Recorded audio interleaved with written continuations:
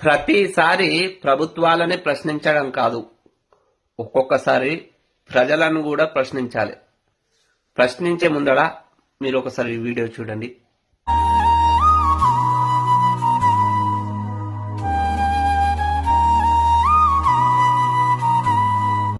అతనెవరో గుర్తుపట్టారా? అతని పేరు మొగిలయ్య. 12 మెట్ల కిన్నెర అనే కళారూపంలో రాటుదేలిన కళాకారుడు. తెలంగాణ రాష్ట్రం ఏర్పడిన తరువాత 2015 అతనికి ఉగాది పురస్కారం మన తెలంగాణ గవర్నమెంట్ ఇచ్చింది. తెలంగాణ గవర్నమెంటే కాదు, కేంద్ర గవర్నమెంట్ ఇంకో అవార్డు కూడా ఇచ్చింది. ఒకసారి ఈ క్లిప్ చూడండి.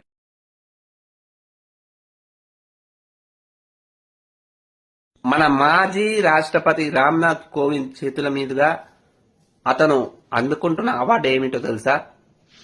కేంద్ర ప్రభుత్వం ప్రతిష్టాత్మకంగా ఇచ్చే పద్మశ్రీ అవార్డు. అదొక్కటే కాదు, గవర్నమెంట్ ఇంకా చాలా చేసింది. ఏమిటంటే అతని చరిత్ర తెలంగాణ పిల్లల అందరికీ తెలియాలని 8వ తరగతి సోషల్ బుక్కుల అతని పేరు మీద ఒక పాఠమే పెట్టింది.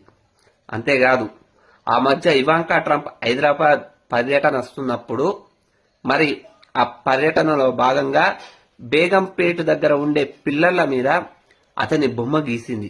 ఇప్పటివరకు ఆ పేపర్లు చెప్తుండు చూడు, మీరు చూసింది అదే పిల్లర్. మరి గవర్నమెంటే అతన్ని అంత పెద్ద కళాకారుడని అతన్ని అంతగా గౌరవిస్తుంటే ప్రజలమైన మనం ఏ విధంగా అతని బొమ్మ మీద పోస్టర్లు అతకబెడితే అంతే అతను ఎంత బాధపడుతూ ఆ పోస్టర్లను నింపుకుంటుండు. మనకి ఇంతన్న సిగ్గు శరం అనిపిస్తలేదా?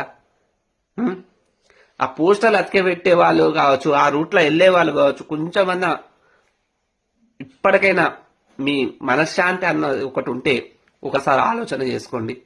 ప్రతిసారి గవర్నమెంట్ అది చేయలే ఇది చేయాలని గవర్నమెంట్ నెట్టుడు కాదు.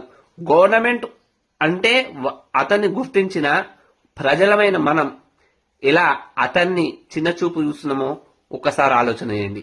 అతను భీమ్లా నాయక్ సినిమాల టైటిల్ పాట కూడా వాడిండు. పవన్ కళ్యాణ్ గారు కూడా మెచ్చుకురు అతను.